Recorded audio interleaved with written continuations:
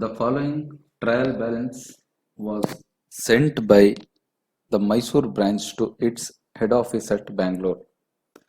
Debtors and creditors, purchases and sales, goods from head office, carriage inwards, discounts.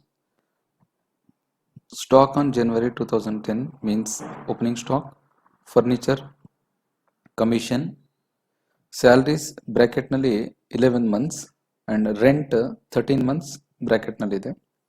Insurance 240 rupees, other expenses so and so due to head office. Adjustment part ಬಂದಾಗ stock on 31st December 2010, that is closing stock rupees 6,000. Insurance was paid for the year ending 31st March 2011. Reserve for bad and doubtful debts at 8% on debtors. The head office lent to the branch the use of a plant valued rupees 3,000 and depreciation was to be charged at 10%. Incorporate the branch accounts in the books of head office by means of journal entries. ಈ ಪ್ರಾಬ್ಲಮ್ನಲ್ಲಿ journal entries ಮಾತ್ರ ಕೇಳಿದ್ದಾನೆ in the books of head office ಅಂದರೆ Bangalore. But ನಾನಿಲ್ಲಿ journal entries ಜೊತೆಗೆ ಅಕೌಂಟ್ಸ್ನು ಕೂಡ prepare ಮಾಡ್ತಾ ಇದ್ದೀನಿ, ಅದು ಪ್ರಾಕ್ಟೀಸ್ ಆಗಲಿ ನಿಮಗೆ ಅಂತ. ಟ್ರೇಡಿಂಗ್ ಅಕೌಂಟು ಮತ್ತು ಪ್ರಾಫಿಟ್ ಆ್ಯಂಡ್ ಲಾಸ್ ಅಕೌಂಟು ಮತ್ತು ಬ್ರ್ಯಾಂಚ್ ಅಕೌಂಟು ಪ್ರಿಪೇರ್ ಮಾಡೋ ಉದ್ದೇಶ ಏನಪ್ಪ ಅಂತ ಹೇಳಿದ್ರೆ ನಿಮಗೆ ಪ್ರಾಕ್ಟೀಸ್ ಆಗಲಿ ಅಂತ. ಅದಾದ ನಂತರ ನಿಮಗೆ ಜರ್ನಲ್ ಎಂಟ್ರೀಸ್ ಕೂಡ ಪ್ರಿಪೇರ್ ಮಾಡೋದು ಹೇಳ್ತೀನಿ. ಫಸ್ಟ್ ಕಂಪ್ಲೀಟ್ ಪ್ರಾಬ್ಲಮ್ ನಿಮಗೆ ಅರ್ಥ ಆದಮೇಲೆ so you have to start with the trading account. Trading ಅಕೌಂಟ್ನಲ್ಲಿ ಪ್ರಿಪೇರ್ ಮಾಡಬೇಕು ಅಂತ ಹೇಳಿದ್ರೆ ಫಸ್ಟ್ ನಿಮಗೆ ಟ್ರೇಡಿಂಗ್ ಅಕೌಂಟ್ ಮತ್ತು ಪ್ರಾಫಿಟ್ ಆ್ಯಂಡ್ ಲಾಸ್ ಅಕೌಂಟ್ನಲ್ಲಿ ಯಾವ್ಯಾವ ಐಟಮ್ ಬರುತ್ತೆ ಅಂತ ನಿಮಗೆ ಗೊತ್ತಿರಬೇಕು. ಸೊ ಇದು ಕೂಡ ಲಾಸ್ಟ್ ಪ್ರಾಬ್ಲಮ್ ಥರನೇ same. To Mysore branch account ಅಂತ ಹೆಡಿಂಗ್ ಹಾಕೊಳ್ಳಿ, ಮೈಸೂರ್ ಬ್ರಾಂಚ್ ಅಕೌಂಟ್. ಸೊ ಇದನ್ನ ರೆಡ್ ಕಲರ್ನಲ್ಲಿ ಇದು ಮಾಡ್ತೀನಿ. ಸೊ ರೆಡ್ ಕಲರ್ ಯಾಕೆ ಅಂತ ಹೇಳಿದ್ರೆ ಸೊ ಜನರಲ್ ಎಂಟ್ರೀಸ್ ಬರೀಲಿಕ್ಕೆ ನಿಮಗೆ ಅನುಕೂಲ ಆಗುತ್ತೆ. ಸೊ ಈ ಪ್ರಾಬ್ಲಮ್ನಲ್ಲಿ ಟ್ರೇಡಿಂಗ್ ಅಕೌಂಟ್ನಲ್ಲಿ ಡೆಬಿಟ್ ಸೈಡ್ನಲ್ಲಿ ಬರುವಂಥ ಐಟಮ್ಸ್ ಯಾವ್ಯಾವ್ದಿದೆ ನೋಡ್ತಾ ಬನ್ನಿ, ಚೆಕ್ ಮಾಡ್ತಾ ಬನ್ನಿ. ಇಲ್ಲಿ ಟ್ರಯಲ್ ಬ್ಯಾಲೆನ್ಸ್ನಲ್ಲಿ ಕೊಟ್ಟಿರುವಂಥದ್ದು ಡೇಟಾಸ್ ಆ್ಯಂಡ್ ಕ್ರೆಡಿಟಾರ್ಸ್ ಬರಲ್ಲ, ಪರ್ಚೇಸಸ್ ಆ್ಯಂಡ್ ಸೇಲ್ಸ್ ಬರುತ್ತೆ, ಅದಾದಮೇಲೆ ಗೂಡ್ಸ್ ಫ್ರಮ್ ಹೆಡ್ ಆಫೀಸ್ ಅದು ಬರುತ್ತೆ, ಕ್ಯಾರೇಜ್ ಇನ್ವರ್ಡ್ ಟ್ರೇಡಿಂಗ್ ಅಕೌಂಟಲ್ಲಿ ಬರುತ್ತೆ, ಡಿಸ್ಕೌಂಟ್ಸು ಡೆಬಿಟ್ ಸೈಡ್ನಲ್ಲೂ ಕೊಟ್ಟಿದ್ದಾನೆ, ಕ್ರೆಡಿಟ್ ಸೈಡ್ನಲ್ಲೂ ಕೊಟ್ಟಿದ್ದಾನೆ. ಡೆಬಿಟ್ ಸೈಡಲ್ಲಿರೋದು ಡಿಸ್ಕೌಂಟ್ ಅಲೋಡ್, ಕ್ರೆಡಿಟ್ ಸೈಡ್ನಲ್ಲಿರೋದು discount received. Stock on January 2010 ಅಂತ ಏನಿದೆ 3,000 rupees, ಅದು ಓಪನಿಂಗ್ ಸ್ಟಾಕ್. ಸೊ ಫರ್ನಿಚರ್ ಬರಲ್ಲ. ಕಮಿಷನ್ ಕೊಟ್ಟಿದ್ದಾನೆ, ಕ್ರೆಡಿಟ್ ಸೈಡ್ನಲ್ಲಿದ್ದರೆ ಅದು commission received. So salaries 11 months ಅಂತ ಕೊಟ್ಟಿದ್ದಾನೆ, ರೆಂಟ್ 13 months ಇದೆ ಕೊಟ್ಟಿದ್ದಾನೆ. ಅದೇನು ಅಂತ ನೋಡುವ. ಫಸ್ಟ್ ಇಲ್ಲಿ ಓಪನಿಂಗ್ ಸ್ಟಾಕ್ ಏನಿದೆ ಅದನ್ನ ಎಂಟ್ರಿ ಮಾಡಿ. ಇಲ್ಲಿದೆ opening stock. Stock on January 2010 3,000 rupees, ಅದು opening stock. Opening stock inner ಕಾಲಮ್ನಲ್ಲಿ ಬರ್ಕೊಳ್ಳಿ. ಎಷ್ಟು? 3,000 rupees. 3,000 rupees ಆಯಿತು. ನೆಕ್ಸ್ಟ್ ಪರ್ಚೇಸಸ್ ಇದೆಯಾ ನೋಡಿ, ಪರ್ಚೇಸಸ್ ಇಲ್ಲಿದೆ. Purchases 11,000 rupees. Enter that amount also. Purchases amount ಬಂದು 11,000. Next any other items which are appeared in the trading account. Carriage inwards ಇದೆ 500 rupees, ಅದು ಕೂಡ ಟ್ರೇಡಿಂಗ್ ಅಕೌಂಟ್ನಲ್ಲಿ ಬರುತ್ತೆ. Carriage inwards ₹500. ನೆಕ್ಸ್ಟ್ ಹಾಗೆ ಚೆಕ್ ಮಾಡ್ತಾ ಬನ್ನಿ.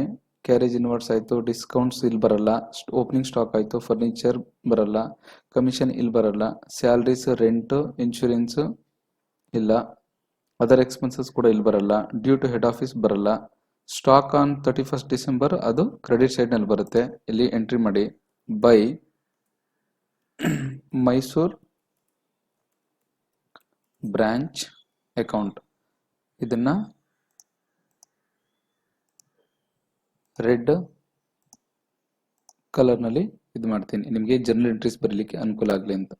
ಸೊ ಇಲ್ಲಿ ಸ್ಟಾಕ್ ಆನ್ 31st December 2000 ಕೊಟ್ಟಿದ್ದಾನೆ. ಇನ್ಶೂರೆನ್ಸ್ ಬೇಡ, ಅದು ಕೂಡ ಪ್ರಾಫಿಟ್ ಆ್ಯಂಡ್ ಲಾಸ್ ಅಕೌಂಟಲ್ಲಿ ಬರೋದು. Reserve for bad and doubtful debts ಅದು ಕೂಡ ಪೇಂಡಲ್ ಅಕೌಂಟಲ್ಲಿ ಬರುತ್ತೆ. Head office lent to the branch use of grant, ಅದು ಕೂಡ ಪ್ರಾಫಿಟ್ ಆ್ಯಂಡ್ ಲಾಸ್ ಅಕೌಂಟ್ನಲ್ಲಿ.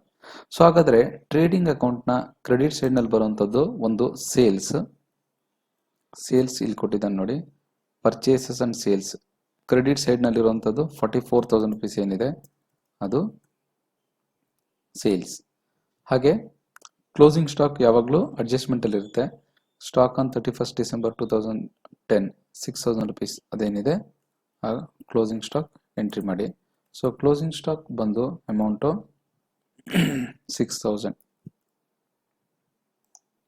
ಸೊ ಇಲ್ಲಿ ಟ್ರೇಡಿಂಗ್ ಅಕೌಂಟ್ನ ಡೆಬಿಟ್ ಸೈಡ್ನಲ್ಲಿ ಬರ್ತಿರುವಂಥದ್ದು ಇನ್ಯಾವುದಾದ್ರೂ ಮಿಸ್ಸಿಂಗ್ ಇದೆಯಾ?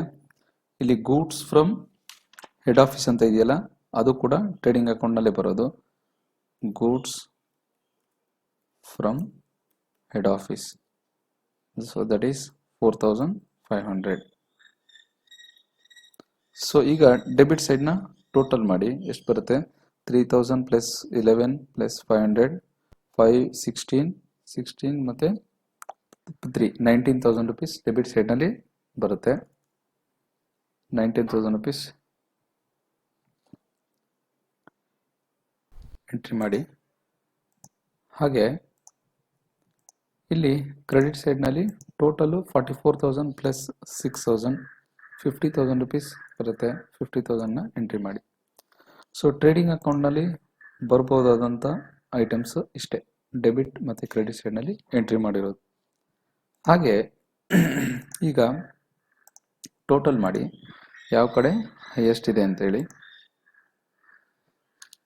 ಕ್ರೆಡಿಟ್ ಸೈಡು 50,000 ಇದೆ, ಇಲ್ಲಿ 50,000 ಇದೆ.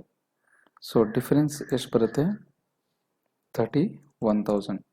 What is this? This is to branch profit and loss account. Branch profit and loss account.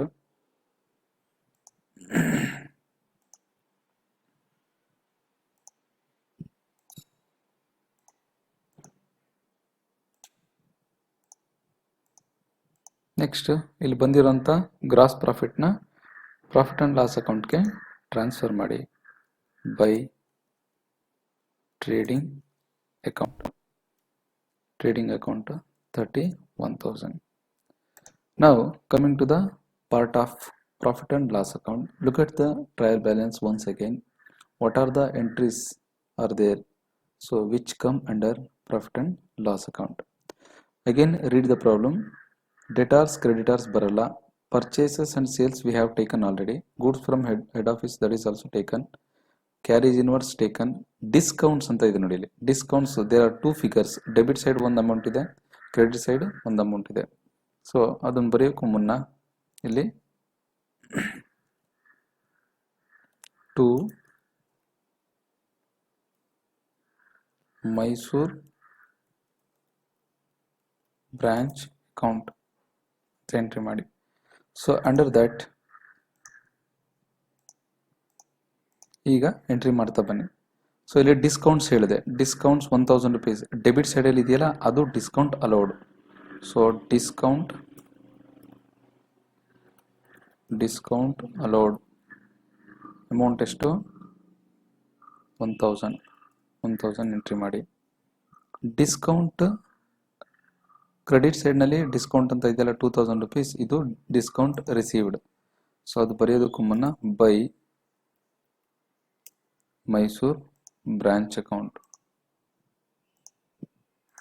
So under that discount received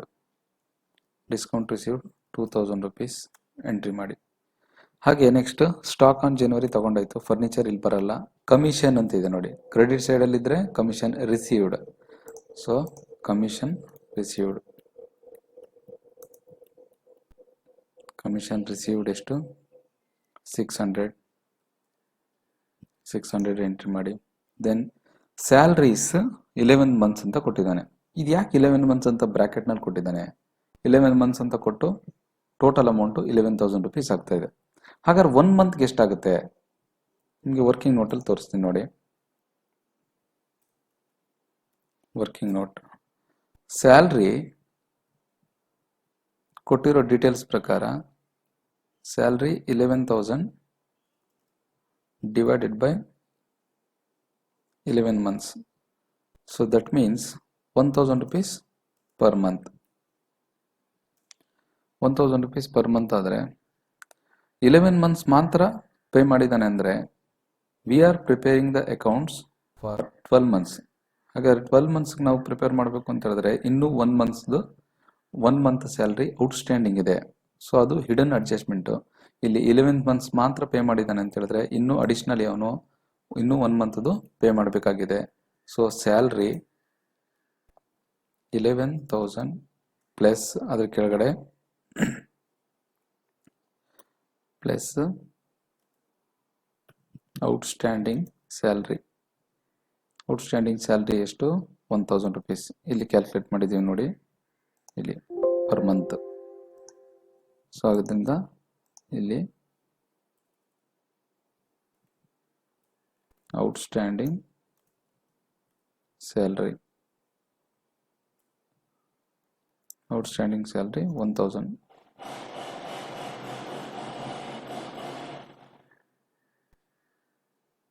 so total ಎಷ್ಟಾಗುತ್ತೆ? 12,000 rupees.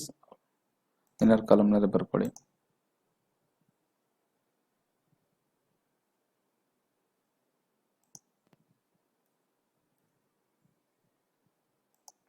Next rent 13 months ಅಂತ ಕೊಟ್ಟಿದ್ದಾನೆ. ಈಗ rent 13 months ಅಂತ ಕೊಟ್ಟಿದ್ದಾನೆ ಅಂತ ಹೇಳಿದ್ರೆ ನಾವು ಅಕೌಂಟ್ಸ್ ಪ್ರಿಪೇರ್ ಮಾಡೋದು 12 monthsಗೆ ಮಾತ್ರ.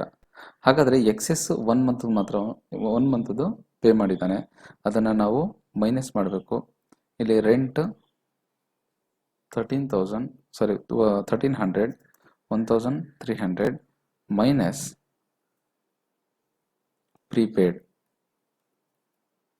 ಪ್ರೀಪೇಡ್ ಅಮೌಂಟ್ ಎಷ್ಟು? 100. ಸೊ ಹಾಗಾದರೆ 1200 ಬ್ಯಾಲೆನ್ಸ್ ಇದಾಗ್ತದೆ.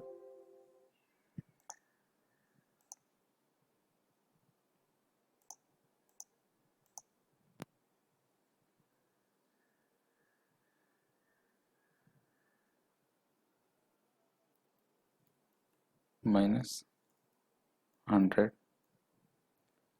1200. ಸೊ ಇದಾಯಿತು, ರೆಂಟ್ ಆಯಿತು. ಅದಾದಮೇಲೆ ನೆಕ್ಸ್ಟ್ ಇನ್ಶೂರೆನ್ಸ್ 240 rupees ಇದೆ. ಇನ್ಶೂರೆನ್ಸ್ಗೆ ಸಂಬಂಧಪಟ್ಟಾಗ ಏನೋ ಒಂದು ಅಡ್ಜಸ್ಟ್ಮೆಂಟ್ ಹೇಳಿದ್ದಾನೆ ನೋಡಿ. ಇಲ್ಲಿ insurance was paid for the year ending 31st March 2011.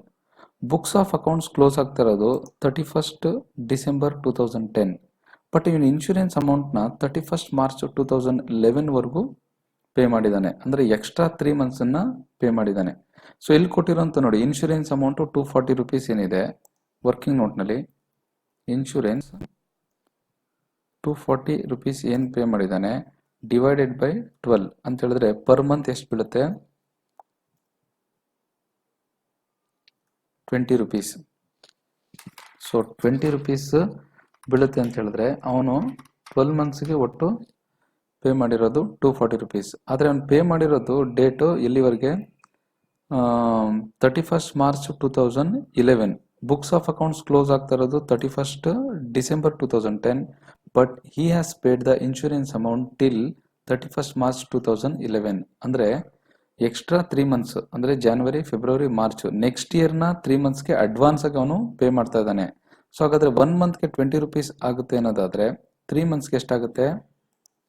So 20 into 3 is equal to 60 rupees. So 60 rupees ಏನಿದೆ ಇದು ಅಡ್ವಾನ್ಸ್ ಆಗಿ ಪೇ ಮಾಡಿದ್ದಾನೆ, ಪ್ರೀಪೇಡ್ ಆಗಿ ಪೇ ಮಾಡಿದ್ದಾನೆ, ಅದನ್ನು ಮೈನಸ್ ಮಾಡಿ ಇಲ್ಲಿ ಹಾಕಬೇಕು. ಸೊ ಇನ್ಶೂರೆನ್ಸ್ ಅಮೌಂಟ್ ಬಂದು 240 ಮೈನಸ್ 60.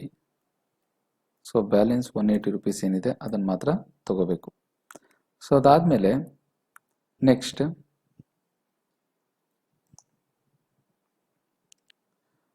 ಇನ್ಶೂರೆನ್ಸ್ ಆಯಿತು. ಅದರ್ ಎಕ್ಸ್ಪೆನ್ಸಸ್ ಕೂಡ ಇಲ್ಲೇ ಬರುತ್ತೆ. ಅದರ್ ಎಕ್ಸ್ಪೆನ್ಸಸ್ನ ಎಂಟ್ರಿ ಮಾಡಿ. ಅದರ್ ಅದರ್ ಎಕ್ಸ್ಪೆನ್ಸಸ್ ಅಮೌಂಟ್ ಬಂದು 1660 rupees. Next due to head office, ಈ ಬ್ಯಾಲೆನ್ಸ್ ಯಾವುದು ಇಲ್ಲಿ ಬರಲ್ಲ, ಬ್ರಾಂಚ್ ಅಕೌಂಟ್ನಲ್ಲಾಗಲಿ ಅಥವಾ trading account profit and loss ಅಕೌಂಟಲ್ಲಿ ಬರಲ್ಲ. ಅಡ್ಜಸ್ಟ್ಮೆಂಟ್ ಪಾರ್ಟ್ ಬಂದಾಗ look at the adjustment part. Closing stock ತಗೊಂಡಿದ್ದೀವಿ, ಇನ್ಶೂರೆನ್ಸ್ ಬರೆದಿದ್ದೀವಿ ಇಲ್ಲಿ. Next reserve for bad and doubtful debts ಬರೆದಿಲ್ಲ, ಅದನ್ನೊಂದು ಕ್ಯಾಲ್ಕುಲೇಟ್ ಮಾಡಿ. 2 reserve for bad and doubtful debts. So R B D ಬಗ್ಗೆ ಏನು ಹೇಳ್ತಾ ಇದ್ದಾನೆ, R B D 8% on debtors ಅಂತ ಕೇಳ್ತಾ ಇದ್ದಾನೆ. ಸೊ 8% ಆನ್ ಡೆಟಾರ್ಸ್ ಅಂತ ಹೇಳಿದ್ರೆ 8% ಆಫ್ ಡೆಟಾರ್ಸ್. 8% ಆಫ್ ಡೆಟಾರ್ಸ್ನ ಕ್ಯಾಲ್ಕುಲೇಟ್ ಮಾಡಿ. ಸೊ ಇಲ್ಲಿ ಡೆಟಾರ್ಸ್ ಎಷ್ಟಿದೆ, ಡೆಟಾರ್ಸ್ 7000 ಇದೆ, 8% ಅಂತ ಹೇಳಿದ್ರೆ 560 rupees ಆಗುತ್ತೆ. ಸೊ 560 rupees ಇದಾಗುತ್ತೆ. ಅದಾದ್ಮೇಲೆ ನೆಕ್ಸ್ಟ್ ಅಡ್ಜಸ್ಟ್ಮೆಂಟ್ ನೋಡಿ. The head office lent to the branch the use of plant valued ₹3000 and depreciation was to be charge at 10%. So ಇಲ್ಲೂ ಕೂಡ ಪ್ರೀವಿಯಸ್ ಪ್ರಾಬ್ಲಮ್ ತರನೇ ಒಂದು ಪ್ಲಾಂಟ್ ಬಗ್ಗೆ ಹೇಳ್ತಾ ಇದ್ದಾನೆ.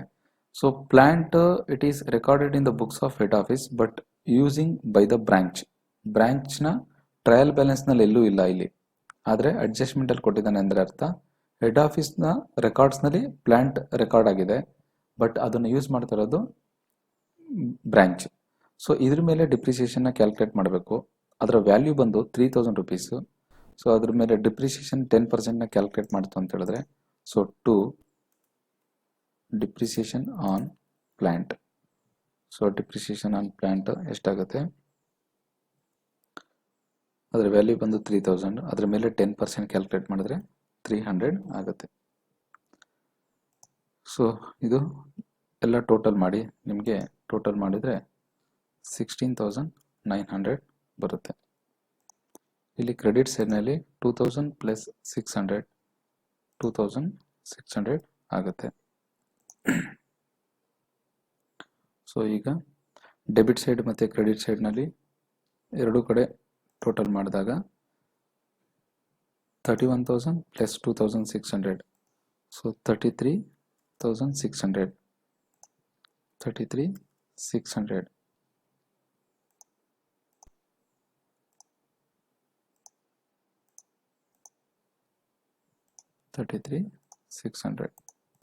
ಸೊ ಡಿಫ್ರೆನ್ಸ್ ಅಮೌಂಟ್ ಎಷ್ಟು ಬರುತ್ತೆ, 16,700.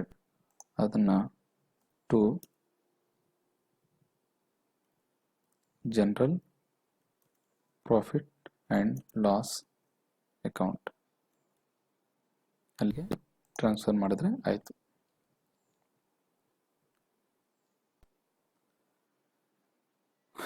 ನೆಕ್ಸ್ಟ್ ಬ್ರಾಂಚ್ ಅಕೌಂಟ್ನ ನೀವೇ ಪ್ರಿಪೇರ್ ಮಾಡಬೇಕು.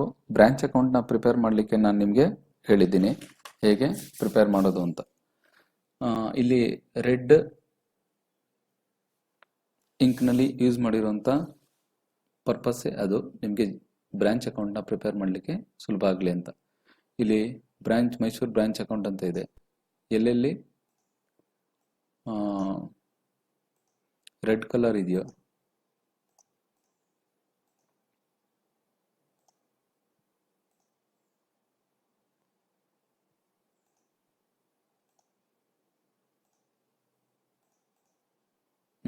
ನೋಡಿ ಇಲ್ಲಿ. ಈಗ ಇಲ್ಲಿ ಮೈಸೂರು ಬ್ರಾಂಚ್ ಅಕೌಂಟ್ನ ಪ್ರಿಪೇರ್ ಮಾಡಲಿಕ್ಕೆ, ಫಾರ್ ಎಕ್ಸಾಂಪಲ್ ಪ್ರೀವಿಯಸ್ ಪ್ರಾಬ್ಲಮ್ನಲ್ಲಿ ನಾನು ಹೇಳಿದ್ದೀನಿ, ಎಕ್ಸ್ಪ್ಲೇನ್ ಮಾಡಿದ್ದೀನಿ ಕ್ಲಿಯರಾಗಿ. ಮೈಸೂರು ಬ್ರಾಂಚ್ ಅನ್ನೋ ವರ್ಡ್ ಇದೆ ಇಲ್ಲಿ ಎಂಟ್ರಿ ಮಾಡುವಾಗ ಬೈ ಟ್ರೇಡಿಂಗ್ ಅಕೌಂಟ್ ಅಂತೇಳಿ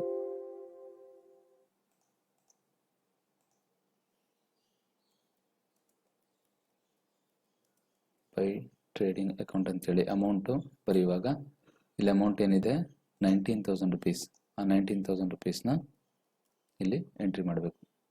ಹಾಗೆ ಇಲ್ಲಿ ಮೈಸೂರು ಬ್ರಾಂಚ್ ಅಕೌಂಟ್ ಅಂತ ಟ್ರೇಡಿಂಗ್ ಅಕೌಂಟ್ನ ಕ್ರೆಡಿಟ್ ಸೈಡ್ನಲ್ಲಿದೆ, ಇಲ್ಲಿ ಎಂಟ್ರಿ ಮಾಡುವಾಗ 2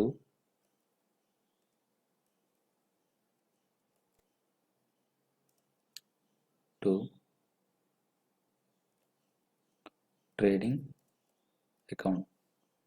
ಟು ಟ್ರೇಡಿಂಗ್ ಅಕೌಂಟ್ ಅಂತೇಳಿ 50,000 ರೂಪೀಸ್ನ ಎಂಟ್ರಿ ಮಾಡಬೇಕು. ಸೊ ಹೀಗೆ ಈ ಮೈಸೂರು ಬ್ರಾಂಚ್ ಅಕೌಂಟ್ನ ನೀವು ಕಂಪ್ಲೀಟ್ ಮಾಡಿ. ಇದೇ ಅಸೈನ್ಮೆಂಟ್ ನಿಮಗೆ. ನೀವೆಲ್ಲ ಸಾಲ್ವ್ ಮಾಡಿ ನನಗೆ ವಾಟ್ಸಪ್ ಮೂಲಕ ಕಳಿಸಿದ್ರು ಸಾಕು. ನೆಕ್ಸ್ಟ್, ಈ ಅಕೌಂಟ್ನ ಪ್ರಿಪೇರ್ ಮಾಡೋ ಉದ್ದೇಶ ಹೇಳಿದ್ದೆ ನಿಮಗೆ, ಪ್ರಾಕ್ಟೀಸ್ ಪರ್ಪಸ್ಗೋಸ್ಕರ. ಆ್ಯಕ್ಚುಲಾಗಿ ಈ ಪ್ರಾಬ್ಲಮ್ನಲ್ಲಿ ಕೇಳಿರೋದು ಜರ್ನಲ್ ಎಂಟ್ರೀಸ್ ಪ್ರಿಪೇರ್ ಮಾಡೋದಕ್ಕೆ. ಜರ್ನಲ್ ಎಂಟ್ರೀಸ್ ಪ್ರಿಪೇರ್ ಮಾಡೋದಕ್ಕೆ ನಿಮಗೆ ಆಲ್ರೆಡಿ ಹೇಳಿದ್ದೀನಿ ನಾನು ನಿಮಗೆ ಜರ್ನಲ್ ಎಂಟ್ರಿ ಪ್ರಿಪೇರ್ ಮಾಡೋದಕ್ಕೆ ಹೇಗೆ ಅಂತ ಹೇಳಿ. ಫಸ್ಟು ನಿಮ್ಗೊಂದು 2 ಎಕ್ಸಾಂಪಲ್ ತೋರಿಸ್ತೀನಿ, ಆಮೇಲೆ ಉಳಿದಿದ್ದು ನೀವೇ ಮಾಡಬೇಕು.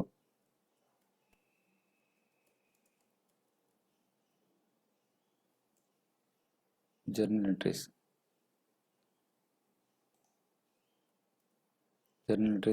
1.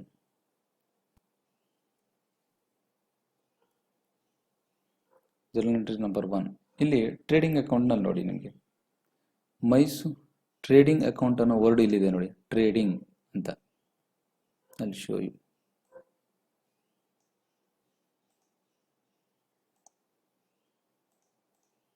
ಟ್ರೇಡಿಂಗ್ ಅನ್ನೋ ವರ್ಡ್ ಇದೆಯಲ್ಲ, trading account debit to Mysuru branch account.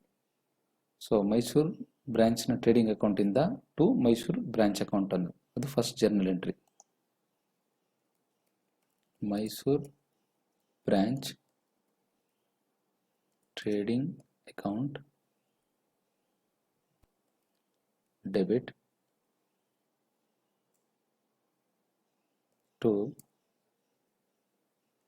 Mysuru branch account. Amount ಬಂದು ಒಟ್ಟು ಇಲ್ಲಿ ಏನು ಬರೆದಿದ್ದೀರಾ 19,000 ರೂಪೀಸ್. ಈ 19,000 ರೂಪೀಸ್ ಅಮೌಂಟನ್ನು ಇಲ್ಲಿ ಎಂಟ್ರಿ ಮಾಡಬೇಕು. 19,000.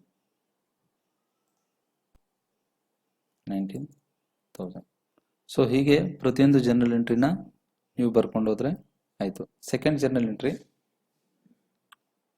ಇಲ್ಲಿದೆ, ಕ್ರೆಡಿಟ್ ಸೈಡ್ನಲ್ಲಿ ರೆಡ್ ಮಾರ್ಕ್ನಲ್ಲಿ ರೆಡ್ ಇಂಕಲ್ಲಿ ಮಾಡಿದ್ದೀನಿಲ್ಲ, ಅದನ್ನು ಬರೀಬೇಕಾದ್ರೆ. So Mysuru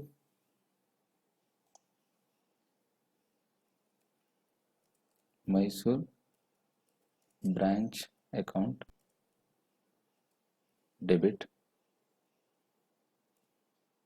to Mysuru branch trading account. Amount ಬಂದು ಇಲ್ಲೇನಿದೆ 50,000 rupees.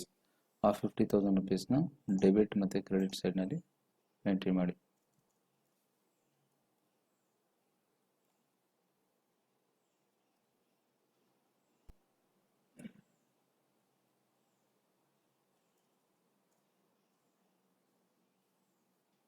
Next question number 3, journal entry 3. So ಇಲ್ಲಿ ಪ್ರಾಫಿಟ್ ಸಿಕ್ಕಿದೆಯಲ್ಲ, ಅದಕ್ಕೊಂದು ಜರ್ನಲ್ ಎಂಟ್ರಿ ಪಾಸ್ ಮಾಡಬೇಕು.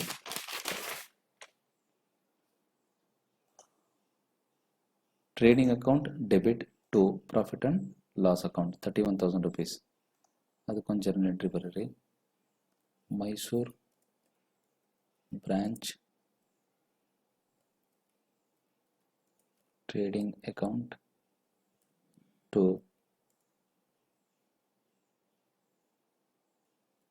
Mysuru branch profit and loss account. So profit ಎಷ್ಟು ಬಂದಿದೆ? 31,000 ರೂಪೀಸ್. ಈ 31,000 ರೂಪೀಸ್ನ ಇಲ್ಲಿ ಎಂಟ್ರಿ ಮಾಡಿ.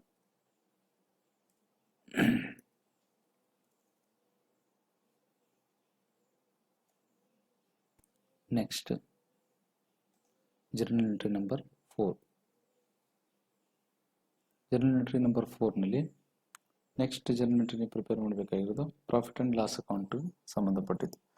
Profit and loss account prepare ಮಾಡುವಾಗ ಇಲ್ಲಿ ಬರೆದಿದ್ದಾರಲ್ಲ ಮೈಸೂರು ಬ್ರಾಂಚ್ ಅಕೌಂಟ್, ಅದಕ್ಕೊಂದು journal entry. Mysuru branch profit and loss account.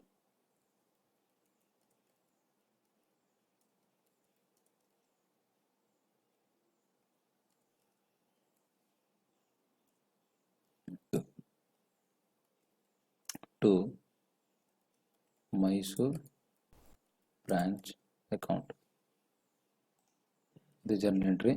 ಇಲ್ಲಿ ಪ್ರಾಫಿಟ್ ಆ್ಯಂಡ್ ಲಾಸ್ ಅಕೌಂಟ್ ತಾನೇ ಇದು. ಈ ಪೋರ್ಷನ್, ಇಷ್ಟು portion profit and loss account ಅಲ್ವಾ. So profit and loss account debit to Mysuru branch account. Amount ಎಷ್ಟು? 16,900. ಇದನ್ನಿಲ್ಲಿ ಎಂಟ್ರಿ ಮಾಡಿ.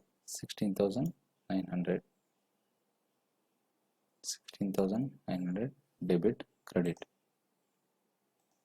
Next fifth journal entry.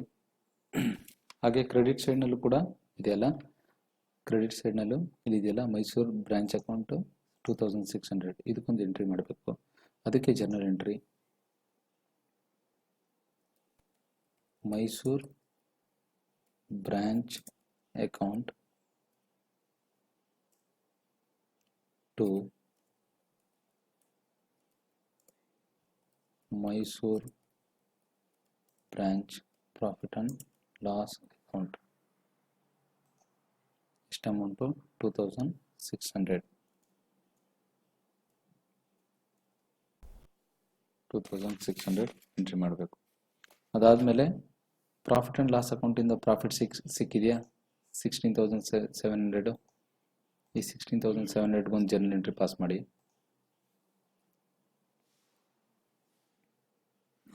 Mysuru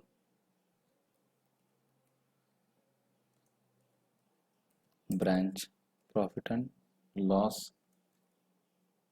account debit to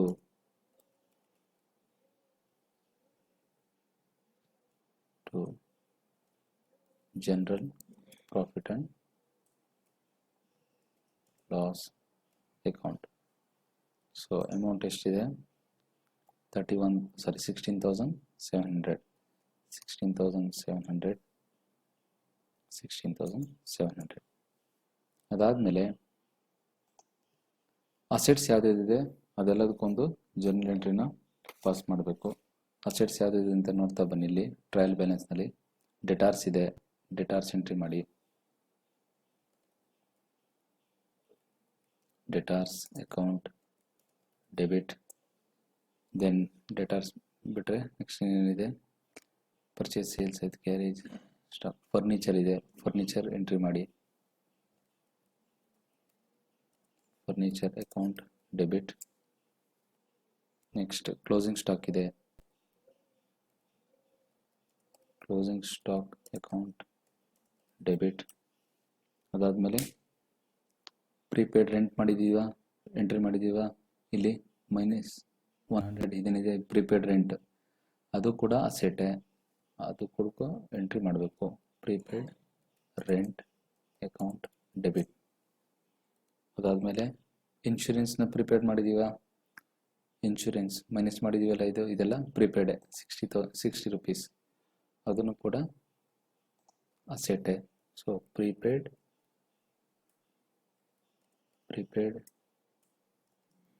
insurance account debit. ಅದಾದಮೇಲೆ ಇನ್ಯಾವುದೇ ಅಸೆಟ್ ಇಲ್ಲ. ಬಟ್ ಇಲ್ಲಿ ಅಡ್ಜಸ್ಟ್ಮೆಂಟಲ್ಲಿ ಒಂದು ಯಾವುದೋ ಪ್ಲ್ಯಾಂಟ್ ಬಗ್ಗೆ ಮೆನ್ಷನ್ ಮಾಡಿದ್ದಾನೆ. The head office lent to the branch to use of a plant. ಇದು ಕೂಡ ಅಸೆಟೇ, ಆದರೆ ಅದು ಬ್ರಾಂಚ್ನ ಬುಕ್ಸ್ ಆಫ್ ಅಕೌಂಟ್ಸ್ನಲ್ಲಿ ಇಲ್ಲ. ಬ್ರಾಂಚ್ನ ಬುಕ್ಸಲ್ಲಿ ಇದ್ದರೆ ಅದು ಇಲ್ಲಿ ಮೆನ್ಷನ್ ಮಾಡಿರ್ತಾರೆ. ಯಾವುದು? ಟ್ರಯಲ್ ಬ್ಯಾಲೆನ್ಸ್ನಲ್ಲಿ. ಟ್ರಯಲ್ ಬ್ಯಾಲೆನ್ಸ್ನಲ್ಲಿ ಇದ್ದಂಥ ಅಸೆಟನ್ನು ಮಾತ್ರ ನಾವು ಇಲ್ಲಿ ಎಂಟ್ರಿ ಮಾಡಬೇಕು.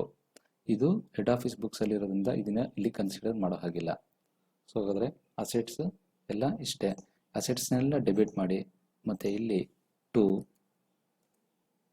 ಮೈಸೂರು ಬ್ರಾಂಚ್ ಅಕೌಂಟ್ ಅಂತೇಳಿ ಎಂಟ್ರಿ ಮಾಡಿ. ಅಮೌಂಟನ್ನ ನೀವು ಎಂಟ್ರಿ ಮಾಡ್ಕೊಳ್ಳಿ. ಆಮೇಲೆ next 8th journal entry, liabilities ಯಾವುದು ಇದೆ ಅದೊಂದು ಎಂಟ್ರಿ ಮಾಡಿ. ಮೈಸೂರು ಬ್ರಾಂಚ್ ಅಕೌಂಟ್ನ ಎಂಟ್ರಿ ಮಾಡಿ. First Mysuru branch account debit to liabilities ಯಾವುದಿದೆ ನೋಡ್ತಾ ಬನ್ನಿ. ಇಲ್ಲಿ ಡೆಟಾರ್ಸ್ ಆ್ಯಂಡ್ ಕ್ರೆಡಿಟಾರ್ಸ್ ಇದೆ, ಕ್ರೆಡಿಟಾರ್ಸ್ ಇದೆ, ಅದನ್ನು ಎಂಟ್ರಿ ಮಾಡಿ. To creditors. Then to outstanding salary ಇದೆಯಾ, ಅದು ಕೂಡ ಲಯಬಿಲಿಟಿನೇ. Outstanding salary. RBD ಏನಾದರೂ ಇದ್ದರೆ ಅದು ಕೂಡ ಲಯಬಿಲಿಟಿನೇ. So reserve for bad and doubtful debts. So ಅಷ್ಟು ಸೇರಿ ಒಂದು journal entry. Mysuru branch account debit to creditors account to outstanding salary account to RBD account. So ಅದಾದಮೇಲೆ ಕೊನೆಯ ಒಂದು journal entry, Mysuru branch account debit to plant account. ಈ plant account ಯಾವುದು ಅಂತ ಗೊತ್ತಾಯ್ತಾ? ಡಿಪ್ರಿಸಿಯೇಷನ್ನ ಕ್ಯಾಲ್ಕುಲೇಟ್ ಮಾಡಿದ್ದೀವಲ್ಲ ಇಲ್ಲಿ, ಡಿಪ್ರಿಸಿಯೇಷನ್ ಆನ್ ಪ್ಲ್ಯಾಂಟ್ ಆ ಪೋರ್ಷನ್ ಮಾತ್ರ. ಪ್ಲ್ಯಾಂಟು ಬ್ರಾಂಚಿಗೆ ಸೇರಿದ್ದಲ್ಲ, ಹೆಡ್ ಆಫೀಸ್ ಅಕೌಂಟ್ನಲ್ಲಿದೆ, but it is used by branch. So only you have to consider the depreciation part. So ಅದಕ್ಕೊಂದು journal entry. Depreciation part amount ಏನಿದೆ ಆ ಅಮೌಂಟನ್ನು ಎಂಟ್ರಿ ಮಾಡಿ. 300 rupees ಏನಿದೆ ಅಷ್ಟನ್ನು ಮಾತ್ರ ಬರೆದ್ರೆ ಸಾಕು. ಸೊ ನೀವು ಈ ಪ್ರಾಬ್ಲಮ್ಗೆ ಸಂಬಂಧಪಟ್ಟಾಗೆ ಎಂಟ್ರಿ ಮಾಡಬೇಕಾಗಿರುವಂಥ ಜರ್ನಲ್ ಎಂಟ್ರೀಸು ಇಷ್ಟೇ. ಇದಿಷ್ಟು ಜರ್ನಲ್ ಎಂಟ್ರೀಸ್ ಎಂಟ್ರಿ ಮಾಡಿದರೆ ಸಾಕು. Will get 12 marks. ಸೊ ನಿಮಗೆ ಈ ಪ್ರಾಬ್ಲಮ್ಗೆ ಸಂಬಂಧಪಟ್ಟಾಗೆ ಹೋಮ್ವರ್ಕ್ ಏನಪ್ಪ ಅಂತ ಹೇಳಿದ್ರೆ, ಮೈಸೂರು ಬ್ರಾಂಚ್ ಅಕೌಂಟನ್ನು ಪ್ರಿಪೇರ್ ಮಾಡಿ ನನಗೆ ವಾಟ್ಸಪ್ ಮಾಡಬೇಕು. ಈ ಮೈಸೂರು ಬ್ರಾಂಚ್ ಅಕೌಂಟ್ನ ಪ್ರಿಪೇರ್ ಮಾಡಲಿಕ್ಕೆ ನಿಮಗೇನು ಕಷ್ಟ ಇಲ್ಲ. ಇಲ್ಲಿ ಏನು ಜರ್ನಲ್ ಎಂಟ್ರಿ ಬರೆದಿದ್ದೀನಿ, ಎಲ್ಲೆಲ್ಲಿ ಮೈಸೂರು ಬ್ರಾಂಚ್ ಅನ್ನೋ ವರ್ಡ್ ಇದೆ ಅದು ನೋಡಿಕೊಂಡು ಇಲ್ಲಿ ಜಸ್ಟ್ ಕಾಪಿ ಪೇಸ್ಟ್ ಮಾಡಿದ್ರೆ ಸಾಕು. ಏನೇ ಡೌಟ್ಸ್ ಇದ್ದರೂ ನನಗೆ ಕಾಲ್ ಅಥವಾ ಮೆಸೇಜ್ ಮಾಡಿದ್ರೆ ಸಾಕು. Will be available. So thank you.